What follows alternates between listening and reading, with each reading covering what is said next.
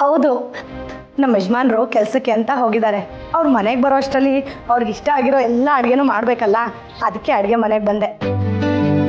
ಸರಿ ಸರಿ, ನಾನು ಆಮೇಲೆ ಮಾಡ್ತೀನಿ. ಇದೇನಿದು, ಶ್ರಾವಣಿ ಮೇಡಮ್ ಇಲ್ಲಿ ಇಲ್ವೇ ಇಲ್ಲ. ಹೇಗಾದರೂ ಮಾಡಿ ಮಾತಾಡ್ಸೋಣ ಅಂದ್ಕೊಂಡಿದ್ನಲ್ಲ, ಏನು ಮಾಡಲಿ? ದನ ಏನು ಬೇಕೋ? ಜೊತೆಗೆ ಸೇರ್ಕೊಂಡು ಅಡುಗೆ ಮಾಡ್ತೀಯಾ? ಬಾ ಬಾ. ಅಯ್ಯೋ ಅಮ್ಮ, ನಾನು ನೀನು ಅಡುಗೆ ಮಾಡೋದು ಇದ್ದಿದ್ದೆ. ನಾನು ನೀನು ಅಡುಗೆ ಮಾಡ್ತಾ ಕೂತ್ರೆ ನಿನ್ನ ಸೊಸೆ ಆದವಳು ಕಾಲ್ ಮೇಲೆ ಕಾಲು ಹಾಕೊಂಡು ಆರಾಮಾಗಿ ಕೂತ್ಕೊಂಡು ನೋಡ್ಬೇಕಾ? ಅವಳು ಕರಿ, ಎಲ್ಲರೂ ಒಟ್ಟಿಗೆ ಅಡುಗೆ ಮಾಡ್ಬೋದು. ಬೇಡಮ್ಮ ಬೇಡ. ನಾನು ಅವ್ರನ್ನ ಕರೆಯೋದು, ಅವ್ರು ಬರೋದು, ನಾವಿಬ್ಬರು ಸೇರ್ಕೊಂಡು ಕೆಲಸ ಮಾಡೋದು, ನೀನು ಬರೋದು, ಅದನ್ನ ನೋಡೋದು, ನಾವಿಬ್ಬರು ಒಂದಾಗ್ಬಿಟ್ಟಿದ್ದೀವಿ ಅಂತ ಜಗಳ ಮಾಡೋದು, ಇದೆಲ್ಲ ಯಾಕೆ ಬೇಕು? ನಾವಿಬ್ಬರು ಸೇರ್ಕೊಂಡೆ ಅಡುಗೆ ಮಾಡೋಣ ಸಾಕು. ಅಯ್ಯೋ ಅಮ್ಮಗೆ ನನ್ನ ಮಾತೇ ಅರ್ಥ ಆಗ್ತಿಲ್ಲ. ಶ್ರಾವಣಿ ಮೇಡಮ್ನ ಮಾತಾಡಿಸ್ಬೇಕು ಅಂತ ಅಮ್ಮನ ಹತ್ರ ನಾನು ಹೇಗೆ ಹೇಳಿ?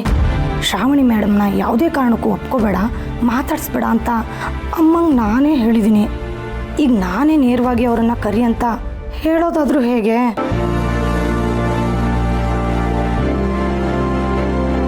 ಧನು, ಏನು ಯೋಚನೆ ಮಾಡ್ತಿದ್ಯಾ? ಸೊಪ್ಪಿಡ್ಸ್ಕೊಡು. ಹಾಗಲ್ಲ ಕಣಮ್ಮ, ಸೊಸೆ ಅಂತ ಅನ್ಸ್ಕೊಂಡವಳು ಮನೆ ಕೆಲಸ ಮಾಡೋದ್ರಲ್ಲಿ ಏನು ತಪ್ಪು? ಅವಳನ್ನು ಕರೆದ್ರೆ ನಿನಗೂ ಸ್ವಲ್ಪ ಸಹಾಯ ಆಗುತ್ತೆ ಅಲ್ವೇ ಧನು? ಏನೇನೋ ಮಾತಾಡ್ತಿದ್ಯಲ್ಲೇ? ಅವ್ರು ನಮ್ಮ ಮನೆ ಸೊಸೆ ಅಂತ ನಾವೇ ಯಾವಾಗ ಒಪ್ಕೊಂಡಿದ್ದೀವಿ. ಸುಮ್ಮನೆ ಏನೇನೋ ಮಾತಾಡಬೇಡ, ಬೇಗ ಬೇಗ ಸೊಪ್ಪಿಡ್ಸ್ಕೊಡು. ಅಯ್ಯೋ ಈಗ ನನ್ಗಾಗಲ್ಲ, ಹೋಗಮ್ಮ. ದನ, ಸಾರಿ, ಸ್ವಲ್ಪ ಲೇಟ್ ಆಗೋಯ್ತು. ಅಡುಗೆ ಕೆಲಸಗಳು ಏನೇ ಇದ್ರು ಅದನ್ನು ನಾನು ಮಾಡ್ತೀನಿ. ಹೇಳಿ, ಏನು ಮಾಡಬೇಕು ಅಂತ? ಅಲ್ಲ, ಈಗ ಬಂದ್ಬಿಟ್ಟು ಏನು ಮಾಡಬೇಕು ಅಂತ ಹೇಳಿದ್ರೆ ನಾನೇನು ಹೇಳಿ? ಅಷ್ಟೊಂದು ಕಾಳಜಿ ಇದ್ದರೆ ಮುಂಚೆನೇ ಬಂದು ಏನು ಮಾಡಬೇಕು ಅಂತ ತಿಳ್ಕೊಂಡು ಮಾಡಬೇಕಪ್ಪ. ಅಯ್ಯೋ ಪಾಪ, ಅಮ್ಮ ಎಷ್ಟು ಅಂತ ಬೈತಾಳೆ. ಬೈಬೇಡ, ಸುಮ್ಮನೆ ಇರು ಅಂತ ಹೇಳ್ಬಿಡ್ಲಾ? ಈಗೇನು ನೀವು ಅಡುಗೆ ಮಾಡಬೇಕಾಗಿಲ್ಲ, ನಾನು ನನ್ನ ಮಗಳು ಇಬ್ಬರು ಸೇರ್ಕೊಂಡೇ ಮಾಡ್ತೀವಿ ಅಲ್ವದನ? ಅಯ್ಯೋ ಏನಮ್ಮ ಹೀಗೆ ಹೇಳ್ತೀಯಾ? ಎಲ್ಲರೂ ಸೇರಿ ಕೆಲಸ ಮಾಡಿದ್ರೆ ಬೇಗ ಬೇಗ ಕೆಲಸ ಆಗೋಗುತ್ತೆ. ನೀನು ಸುಮ್ಮನೆ ಕೂಗಾಡಬೇಡ. ಮನೇಲಿ ಶಾಂತಿ ನೆಮ್ಮದಿ ತುಂಬ ಮುಖ್ಯ. ನಾವು ಈ ರೀತಿ ಜಗಳ ಮಾಡ್ತಾ ಇದ್ರೆ ಪಾಪ ದುಡಿಯೋಕೆ ಹೋಗ್ತಿರೋ ಗಂಡಸರು ಬೇಜಾರು ಮಾಡ್ಕೊಳ್ಳಲ್ವೇನಮ್ಮ? ನೋಡು, ನಾವು ಹೇಗಿದ್ರು 3 ಜನ ಇದ್ದೀವಿ, ಒಟ್ಟಿಗೆ ಕೆಲಸ ಮಾಡೋಣ, ಬೇಗ ಬೇಗ ಕೆಲಸ ಆಗೋಗುತ್ತೆ. ಹಂಚ್ಕೊಂಡು ಕೆಲಸ ಮಾಡೋಣ, ಆಯ್ತಾ? ನಾನು ಸೊಪ್ಪು ಬಿಡಿಸ್ತೀನಿ, ಅವರು ತರಕಾರಿ ಕಟ್ ಮಾಡ್ಕೊಳ್ಳಿ.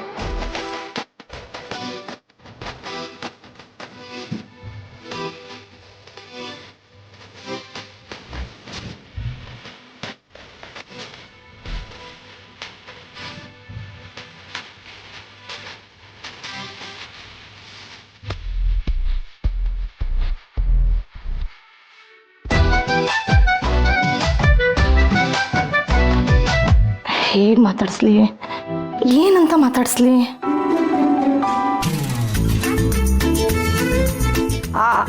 ಅದು ತರಕಾರಿ ಈ ಥರ ಕಟ್ ಮಾಡಿದ್ರೆ ಬೇಯೋದಿಲ್ಲ. ಅಮ್ಮ, ತರಕಾರಿ ಕಟ್ ಮಾಡೋದು ಹೇಗೆ ಅಂತ ಹೇಳ್ಕೊಡ್ಬೇಕು ತಾನೆ?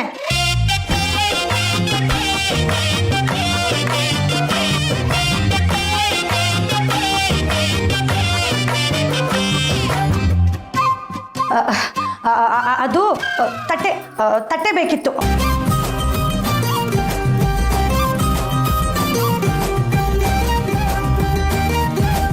ಮನಸ್ಸಲ್ಲಿ ಪ್ರೀತಿ ಇದ್ಮೇಲೆ ಈ ಬಿಗುಮಾನ ಮುಜುಗರ ಎಲ್ಲ ಯಾಕೆ? ಇರ್ಲಿ ಇರ್ಲಿ, ಇನ್ನು ಎಷ್ಟು ದಿನ ನಡೆಯುತ್ತೋ ನೋಡ್ತೀನಿ. ಹೇಳಿ ಮೇಡಮ್, ಹೇಳಿ ಸರ್, ಏನು ಮಾಡ್ಬೇಕು ಹೇಳಿ? ಭೂಮಿನ ಅಗದು ನೀರು ತೆಗಿಬೇಕಾ? ಆಕಾಶನ ಬಾಗಿದು ಮಳೆ ಸುರಿಸ್ಬೇಕಾ? ಹೇಳಿ, ಏನು ಮಾಡ್ಬೇಕು ಹೇಳಿ, ನಾನು ಮಾಡ್ತೀನಿ. ಅಷ್ಟೆಲ್ಲ ಏನು ಬೇಕಾಗಿಲ್ಲ. ನಿನ್ನೆನ ನಾವು ಕೆಲ್ಸಕ್ಕೆ ತೊಗೊಂಡಿರೋದು 2 ಉದ್ದೇಶಕ್ಕೆ. ಮೊದಲನೇ ಉದ್ದೇಶ, ನನ್ನ ಮಗನ ಮದುವೆ ನಿಂತು ಅವನಿಗೆ ಅನ್ಯಾಯ ಆಗಿದೆ. ಆ ಅನ್ಯಾಯನ ಸರಿಪಡಿಸೋದಕ್ಕೆ ನೀನು ನಮ್ಮ ಜೊತೆ ನಿಂತ್ಕೋಬೇಕು, ನಿಂತು ಅದನ್ನೆಲ್ಲ ಸರಿಪಡಿಸ್ಬೇಕು. ಎರಡನೇದು, ನಾನು ಹೇಳೋ ಚಿಕ್ಕ ಪುಟ್ಟ ಕೆಲಸನ ಪರ್ಫೆಕ್ಟಾಗಿ ಮಾಡಬೇಕು. ಮೇಡಮ್, ನೀವು ಹೇಳಿರೋ 2ನೇ ಕೆಲಸ ಏನೋ ಓಕೆ.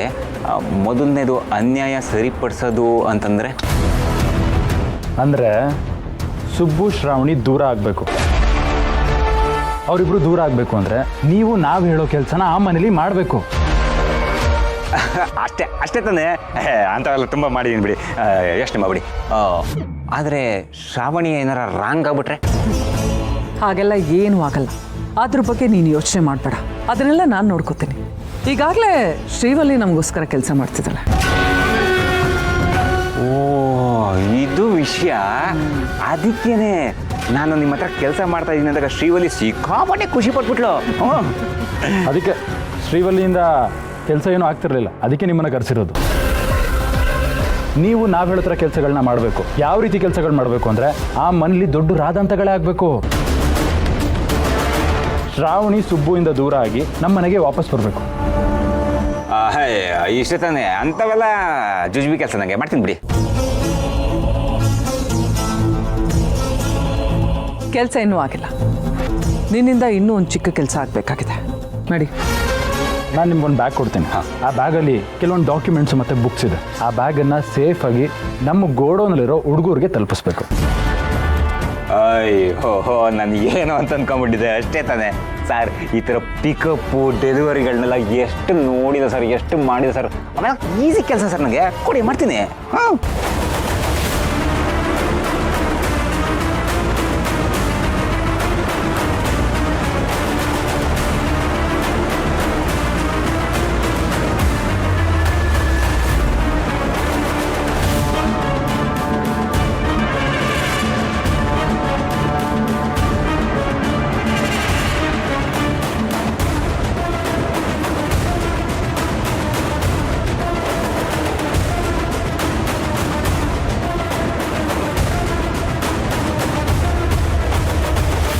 ತಗೊಳ್ಳಿ, ಈ ಬ್ಯಾಗನ್ನೇ ನೀವು ಸೇಫಾಗಿ ಗೋಡೌನಿಗೆ ತಲುಪಿಸ್ಬೇಕು. ಆಗಲಿ. ಒಂದು ನಿಮಿಷ, ಇದರಲ್ಲಿ ಅಡ್ರೆಸ್ ಇದೆ. ಹಾಂ.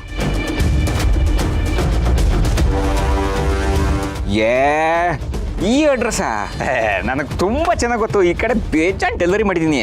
ದೇವಸ್ಥಾನದ ಪಕ್ಕ ಅಲ್ವಾ? ಮಾಡ್ತೀನಿ ಬಿಡಿ. ಸರಿ, ನೀನಿನ್ನು ಹೊರಡ್ಬೋದು. ಇಷ್ಟೇ ಕೆಲಸನಾ? ಇವತ್ತು ಸದ್ಯಕ್ಕೆ ಇಷ್ಟೇ ಕೆಲಸ. ನೀವು ನಾವು ಹೇಳೋ ಕೆಲಸನ ಪರ್ಫೆಕ್ಟಾಗಿ ಮಾಡಿದ್ರೆ ಸಾಕು, ಕೈ ತುಂಬ ದುಡ್ಡು ಸಿಗ್ತಾನೆ ಇರುತ್ತೆ. ಇವತ್ತು ಸದ್ಯಕ್ಕೆ ಈ ದುಡ್ಡು ಇಟ್ಕೊಳ್ಳಿ. ಕಂಗ್ರ್ಯಾಚುಲೇಷನ್. ಲಾಟ್ರೆ. ಬರ್ತೀನಿ ಮೇಡಮ್, ಬರ್ತೀನಿ ಸರ್.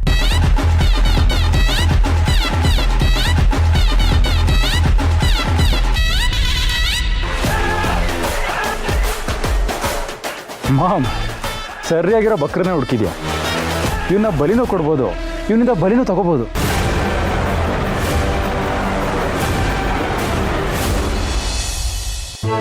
ದನ ಸೊಪ್ಪಿಡ್ಸಿದಾಯ್ತೇನೆ? ಆಯ್ತಮ್ಮ, 2 ನಿಮಿಷ. ಅಯ್ಯೋ, ಖಾರದ ಪುಡಿ ಆಗೋಗಿದೆ. ಡಬ್ಬಕ್ಕೆ ಹಾಕೊಳ್ಳೋದೆ ಮರ್ತ್ಬಿಟ್ನಲ್ಲ, ಅದು ಬೇರೆ ಮೇಲೆ ಇಟ್ಟಿದ್ದೀನಿ. ಅಯ್ಯೋ ಅತ್ತೆ, ಬನ್ನಿ ಈ ಕಡೆ, ನಾನು ತಕ್ಕೊಡ್ತೀನಿ. ಏನು ಪರವಾಗಿಲ್ಲ, ನನ್ನ ಕೈಲಿ ಏನು ಆಗಲ್ವಾ? ಅಕಸ್ಮಾತ್ ಆಗಲಿಲ್ಲ ಅಂದ್ರೂ ಚೇರ್ ಹಾಕಿ ತಗೊತೀನಿ, ಏನೋ ನನಗಿಂತ ಉದ್ದ ಇರೋ ಥರ. ಅಯ್ಯೋ, ಚೇರೆಲ್ಲ ಯಾಕಮ್ಮ, ನಾನೇ ತೆಕ್ಕೊಡ್ತೀನಿ ಇರು. ಅಯ್ಯೋ, ನಾನು ಹೇಳ್ತಿಲ್ವೇ ನಾನು ತಗೋತೀನಿ ಅಂತ ಸುಮ್ಮನೆ. ಅತ್ತೆ, ಕಾಲ್ ನೋವು ಅಂತ ಬೇರೆ ಹೇಳ್ತಿದ್ದೀರಾ. ಯಾಕೆ ಓಡಾಡ್ತೀರಾ? ಯಾಕೆ ಚೇರ್ ಮೇಲೆ ಹತ್ತೀರಾ? ನಾನೇ ತಕ್ಕೊಡ್ತೀನಿ ರೀ.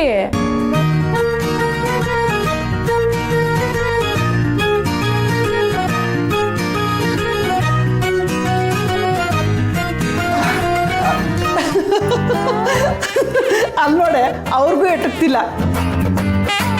ಇಲ್ಲ ಅತ್ತೆ, ನನಗೆ ಎಟ್ಕತ್ತೆ ಇರಿ, ನಾನು ತಕ್ಕೊಡ್ತೀನಿ.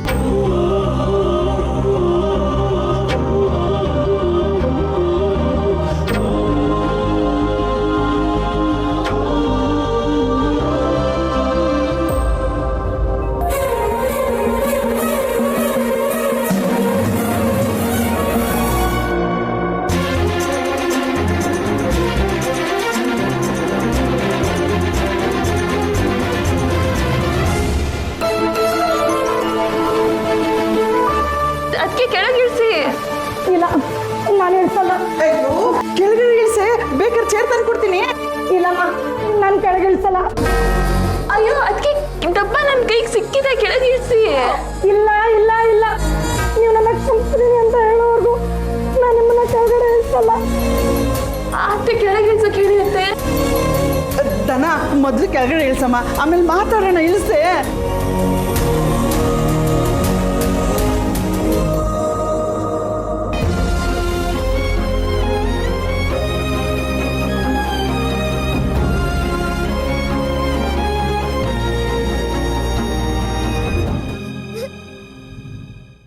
ನನ್ನನ್ನು ಕ್ಷಮಿಸ್ಬಿಡಿ.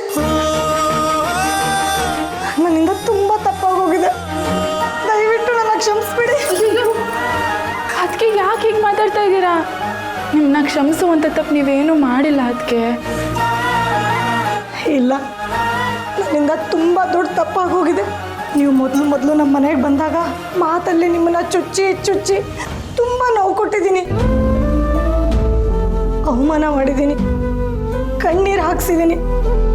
ನನ್ನ ಗಂಡ ಕುಡ್ಕೊಂಡು ಬಂದು ಹೊಡೆಯೋವಾಗ ಮನೆಯವ್ರು ಎಲ್ಲರೂ ನನ್ನ ಬಿಡಿಸ್ಬೇಕು ಅಂತ ಕಣ್ಣೀರು ಹಾಕ್ತಾ ಇದ್ದಾಗ ಯಾರಿಗೂ ಬಿಡಿಸೋಕ್ಕಾಗಲಿಲ್ಲ. ಆದರೆ ಕಾಪಾಡಿದ್ದು ನೀವು ಮಾತ್ರ. ನಾನು ಚೆನ್ನಾಗಿರಬೇಕು, ನನ್ನ ಗಂಡ ಚೆನ್ನಾಗಿರಬೇಕು, ನಮ್ಮ ಸಂಸಾರ ಚೆನ್ನಾಗಿರಬೇಕು ಅಂತ ಅಪ್ಪನ ಹತ್ರ ನೀವು ಮಾತಾಡ್ತಿದ್ದನ್ನು ನಾನು ಕೇಳಿಸ್ಕೊಂಡಿದ್ದೀನಿ. ಆದರೆ ಆ ಮಾತುಗಳು ನನ್ನ ಕಿವಿಗೆ ನಾಟಿತ್ತೆ ಹೊರತು ನನ್ನ ಮನಸ್ಸಿಗೆ ನಾಟಲಿಲ್ಲ. ಆದರೂ ನೀವು ಇಷ್ಟೆಲ್ಲ ಮಾಡ್ತಿದ್ದೀರ ಅಂತ ಗೊತ್ತಾದ್ಮೇಲೂ ನಾನು ಸುಮ್ಮನೆ ಇದ್ದರೆ ಮನುಷ್ಯತ್ವ ಇಲ್ಲದೆ ಇರೋ ರಾಕ್ಷಸಿ ಆಗ್ಬಿಡ್ತೀನಿ. ದಯವಿಟ್ಟು ನೀವು ದೊಡ್ಡ ಮನೆಯವರು, ನಿಮಗೆ ದೊಡ್ಡ ಗುಣ ಇರುತ್ತೆ ಅಂತ ನನಗೆ ಗೊತ್ತು. ದೊಡ್ಡ ಮನಸ್ಸು ಮಾಡಿ ನಾನು ಏನೇ ತಪ್ಪು ಮಾಡಿದ್ರು ಕ್ಷಮಿಸ್ಬಿಡಿ. ಅಯ್ಯೋ ಧನಲಕ್ಷ್ಮಿ, ದಡ್ಡಿ. ಶ್ರಾವಣಿಯಮ್ಮ ನಿನ್ನನ್ನು ಖಂಡಿತವಾಗ್ಲೂ ಕ್ಷಮಿಸ್ತಾರೆ. ಅಲ್ಲಮ್ಮ, ಅವ್ರನ್ನ ಕ್ಷಮಿಸು ಅಂತ ನಾನು ಕೇಳ್ತಾ ಇದ್ರೆ ನಿನಗೆ ಕೋಪನೇ ಬರ್ತಿಲ್ವಾ?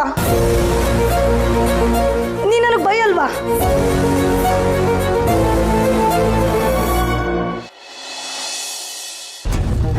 ಯಾಕೋ ಏನೋ ಸರಿ ಹೋಗ್ತಿಲ್ವಲ್ಲ. ನನ್ನ ಮಗ ಏನೋ ಮಿನಿಸ್ಟ್ರ್ ಮನೆಗೆ ಹೋಗಿ ಸೆಟ್ಲ್ ಆಗ್ಬಿಟ್ಟ. ಆದರೆ ನಾನು ಈ ಮನೇನ ಹಿಡಿತದಲ್ಲಿ ಹಿಡ್ಕೋಬೇಕು ಅಂತ ಅಂದರೆ ಅದು ದೂರದ ಮಾತು. ಈಗ ನನ್ನ ಹಿಡಿತದಲ್ಲಿ ಇರೋಳು ಅಂದರೆ ನನ್ನ ಸೊಸೆ ಒಬ್ಬಳೇ. ಅವಳಿಂದ ಮಾತ್ರ ಈ ಶ್ರಾವಣಿನ ಎದುರಾಕೊಳ್ಳೋದಕ್ಕೆ ಸಾಧ್ಯ. ನಮ್ಮ ವಿಶಾಲವಾದ ಅಕ್ಷಿ ಸುಮ್ಮನಾಗ್ಬಿಟ್ಲು, ತ್ಯಾಪ್ಪಗಾಗ್ಬಿಟ್ಲು. ಏನಾದರೂ ಮಾಡಿ ಅಂದರೆ ನನ್ನ ಸೊಸೆನ ಮುದ್ದು ಮಾಡಿ ಶ್ರಾವಣಿ ಮೇಲೆ ಚೂಬಿಟ್ರೆ ಹೆಂಗೆ ಹತ್ಕೊಂಡು ಉರಿಯುತ್ತೆ ಅಂತ ನಾನು ನೋಡಬೇಕು. ಶ್ರಾವಣಿ ಸೊಕ್ಕಡಗ್ಸೋಕ್ಕೆ ನನ್ನ ಹತ್ರ ಇರೋದು ಒಂದೇ ಅಸ್ತ್ರ, ಅದು ನನ್ನ ಸೊಸೆ. ಎಲ್ಲಿ ಹೋದ್ಲಿ ಇವಳು?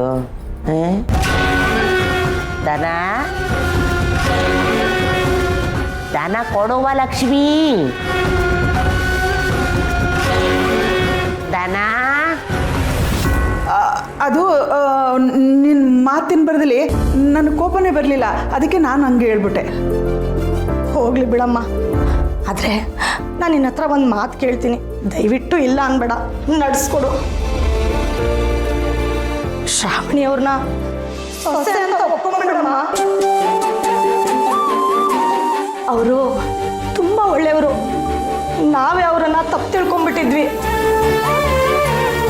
ನಮ್ಮನೆ ಸೊಸೆ ಆಗೋಕೆ ಇವ್ರಿಗೆ ಎಲ್ಲ ಅರ್ಹತೆ ಇದೆ ಅಮ್ಮ. ಅಲ್ಲ, ಇವರನ್ನ ನಮ್ಮನೆ ಸೊಸೆಯಾಗಿ ಪಡೆದಿರೋದಕ್ಕೆ ನಾವು ತುಂಬ ಅದೃಷ್ಟ ಮಾಡಿದ್ದೀವಿ ಅಂತ ಹೇಳಬೇಕು ಕಣಮ್ಮ. ಅಮ್ಮ, ಶ್ರಾವಣಿಯವ್ರನ್ನ ಸೊಸೆ ಅಂತ ಒಪ್ಕೊಂಡ್ಬಿಡಮ್ಮ.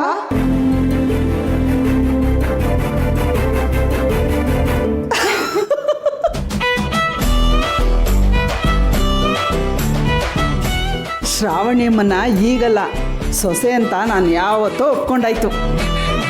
ಈಗ ನಾವಿಬ್ಬರು ಕ್ಲೋಸ್ ಫ್ರೆಂಡ್ಸು. ಹೌದಾ? ಮತ್ತೆ ಈ ವಿಷಯನ ನನಗೆ ಹೇಳಲೇ ಇಲ್ಲ. ಹಾಂ, ಇದಕ್ಕೂ ಮುಂಚೆ ಏನಾದ್ರು ಈ ವಿಷಯ ನಿನಗೆ ಹೇಳಿದಿದ್ರೆ ನೀನು ಸುಮ್ಮನೆ ಬಿಡ್ತಿದ್ಯಾ? ದೊಡ್ಡ ರಂಪಾಟ ಮಾಡಿಬಿಡ್ತಿದ್ದೆ. ಶ್ರಾವಣಿಯಮ್ಮ ಎಂಥವ್ರು ಅಂತ ನಿನಗೆ ಗೊತ್ತಾಗಲಿ ಅಂತಾನೆ ನಾನು ಸುಮ್ಮನೆ ಇದ್ದಿದ್ದು. ಈಗ ಈ ಶ್ರಾವಣಿಯಮ್ಮ ಎಂಥ ಅಪರಂಜಿ ಅಂತ ನಿನಗೆ ಗೊತ್ತಾಯ್ತಲ್ಲ, ಇನ್ನೇನು ಭಯ ಇಲ್ಲ, ಎಲ್ಲ ಸತ್ಯನೂ ಹೇಳ್ಬಿಡ್ಬೋದು. ಸತ್ಯನಾ? ಹೌದು, ಅದಕ್ಕೆ ಅತ್ತೆ ನನ್ನನ್ನು ಪ್ರೀತಿಯಿಂದ ಸೊಸೆ ಅಂತ ಒಪ್ಕೊಂಡಿದ್ದಾಗಿದೆ. ನಿಮ್ಮೊಬ್ಬರಿಗೆ ನನ್ನ ಮೇಲೆ ಕೋಪ ಇದ್ದಿತ್ತು. ಈಗ ಆ ಕೋಪ ಎಲ್ಲ ಮಾಯ ಆಗೋಯ್ತು. ಈಗ ನೀವು ಈ ಮನೆ ಸ್ವಾತಿ ಮುತ್ತು. ಅದನ್ನ ಬರೀ ಬಾಯಿ ಮಾತಲ್ಲಿ ಹೇಳ್ತೀಯಾ? ಹತ್ರ ಬಂದು ನಮ್ಮ ಮುದ್ದೋದ ಶ್ರಾವಣಿ ಅಮ್ಮನ್ನ ತಪ್ಕೊಂಡು ಮುತ್ತು ಕೊಟ್ಟು ಹೇಳಬೇಕು. ಹೌದು ಹೌದು.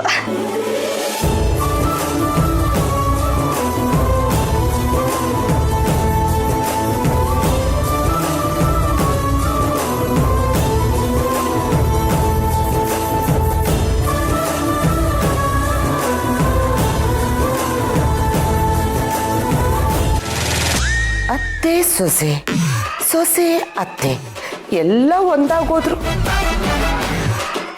ಇನ್ನು ಈ ಮನೇಲಿ ನನ್ನ ಆಟ ಏನೂ ನಡೆಯಲ್ಲ ಅನ್ಸುತ್ತೆ.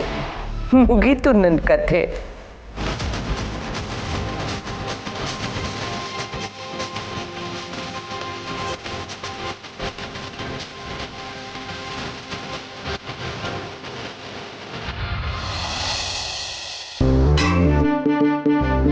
ಆಹಾ, ಎಂಥ ಅದೃಷ್ಟ ನಂದು. ಕೆಲಸ ಮಾಡ್ದೇನೆ ಜೇಬ್ ತುಂಬ ಕಾಸು. ದೇವ್ರು ಸುರಿಸಿಲ್ಲ, ಕಷ್ಟಪಟ್ಟಿಲ್ಲ, ಮೈ ಬಗ್ಸಿಲ್ಲ, ಕೈ ನೋಸ್ಕೊಂಡಿಲ್ಲ. ಆಹಾ, ಆ ಶ್ರೀವಲ್ಲಿ ಎಲ್ಲಿಗೆ ಅಂತ ಕೇಳಿದಾಗ ಓ ಇವತ್ತಿನ ಕೆಲಸ ಸರ್ವ ನಾಶ ಆಗೋಯ್ತು ಅಂತ ಅಂದ್ಕೊಂಡೆ. ಅರೆ ಪರವಾಗಿಲ್ಲ, ಅವಳು ಹೇಳಿದಾಗೆ ಅದೃಷ್ಟ ಅನ್ನೋದು ಚೆನ್ನಾಗೇ ಇದೆ. ಇನ್ಮಿಂದ ದಿನಾ ಬೆಳಿಗ್ಗೆ ಮನೆಯಿಂದ ಹೊರಡ್ಬೇಕಾದ್ರೆ ಶ್ರೀವಲ್ಲಿ ಮುಖ ನೋಡ್ಕೊಂಡೇ ಹೊರಡಬೇಕು. ಯಾವುದಕ್ಕೂ ಶ್ರೀವಲ್ಲಿಗೆ ಕಾಲ್ ಮಾಡಿ ಒಂದು ಥ್ಯಾಂಕ್ಸ್ ಹೇಳೋಣ.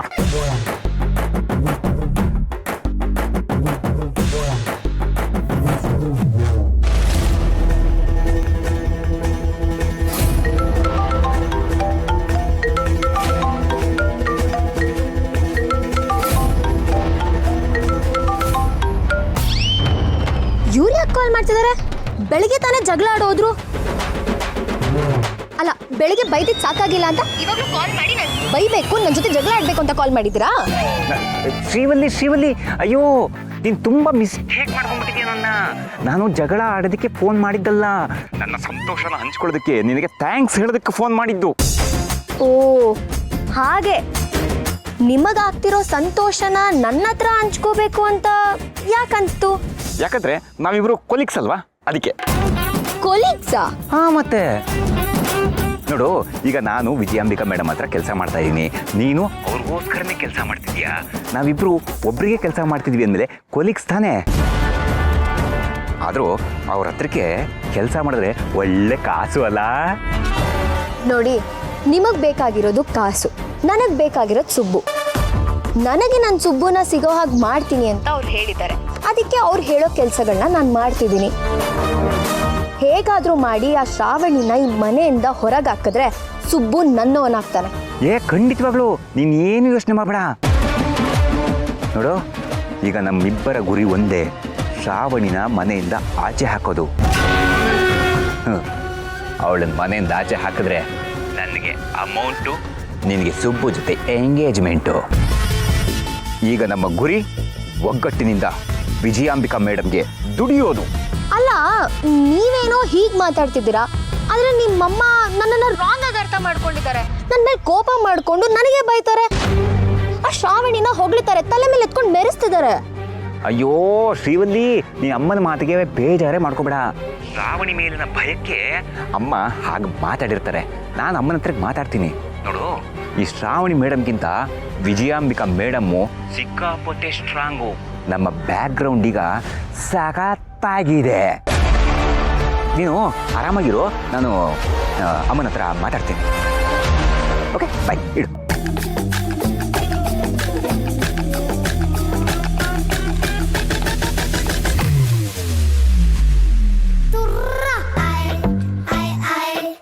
ಇಲ್ಲೆಲ್ಲ ಬಾರ್ ಇದೆ ಅಂತ ಅನ್ನಿಸ್ತಾ ಇದೆಯಲ್ಲ, ವಾಸನೆ ಆವಾಗಲಿಂದ ಮೂಗಿಗೆ ಬಡಿತಾ ಇದೆ. ಹೇಗಿದ್ರು ಜೇಬ್ ತುಂಬ ಕಾಸಿದೆ. ಹೋಗಿ ಒಂದು ಕ್ವಾರ್ಟ್ರು ಹಾಫ್ ಬಾಟ್ಲು ಹಾಕ್ಕೊಂಡು ಹೋಗ್ಬಿಟ್ರೆ ಹೆಂಗಿರುತ್ತೆ? ಯಪ್ಪ, ನಾನೇನಾರ ಕುಡ್ಕೊಂಡು ಹೋದರೆ ಆ ಶ್ರಾವಣಿಯವರ ದುರ್ಗಾವತಾರವನ್ನು ನೋಡೋದಕ್ಕಾಗಲ್ಲಪ್ಪ. ಬೇಡ ಬೇಡ, ಕುಡ್ಕೊಂಡು ಹೋಗೋದು ಬೇಡ. ಕುಡಿಯೋದಕ್ಕಿಂತ ದೊಡ್ಡ ಕಿಕ್ಕು ಬೆಟ್ಟಿಂಗು ಇಸ್ಪೀಟು ಅಂತ ಒಂದಷ್ಟು ಹೊತ್ತು ಕಾಲ ಕಳ್ಕೊಂಡು ಆಮೇಲೆ ಆರಾಮಾಗಿ ಮನೆಗೆ ಹೋದ್ರಾಯ್ತು. ಹೇಗಿದ್ರು ಕಷ್ಟಪಟ್ಟು ಬೆವರು ಸುರಿಸಿ ಸಂಪಾದನೆ ಮಾಡಿ ದುಡ್ಡಲ್ವಲ್ಲ ಬಕ್ಷೀಸು ಅಂತ ಕೊಟ್ಟಿದ್ದು. ಕೆರೆಯ ನೀರನ್ನು ಕೆರೆಗೆ ಚೆಲ್ಲಿ ಟಿಪ್ಸು ಅಂತ ಕೊಟ್ಟಿರೋ ದುಡ್ಡನ್ನ ಪೆಟ್ಸು ಅಂತ ಆಡಿದ್ರೆ ಆಯ್ತು ಅಷ್ಟೇ.